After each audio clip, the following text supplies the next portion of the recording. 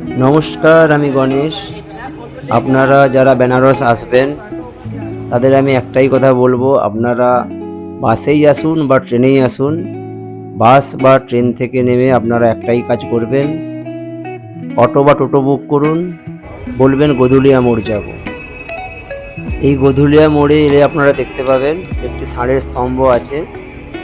এই ষাঁড়ের মুখটা যেদিকে আছে, আপনারা এই বরাবর যে রাস্তাটা চলে গেছে, এই বরাবর যদি আপনারা যান, আপনারা পাবেন কাশী বিশ্বনাথের 4 নম্বর গেট ও 3 নম্বর গেট।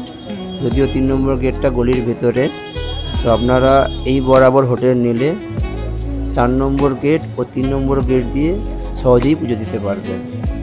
এছাড়াও এই রাস্তা দিয়ে আপনারা সবাই চলে গেলে কালভৈরব মন্দির পাবেন।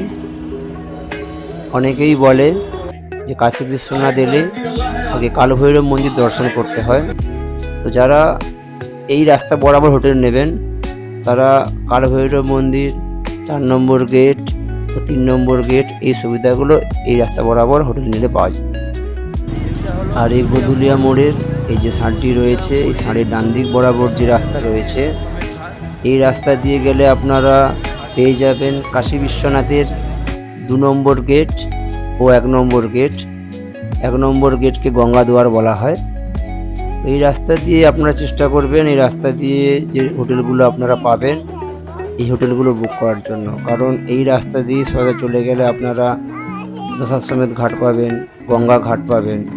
এই গঙ্গা ঘাট বা দশাশ্বমেধ ঘাট, যেখানে সন্ধেবেলা হাজারো মানুষ বা লাখো ভিড় হয় গঙ্গা আরতি দর্শনের জন্য।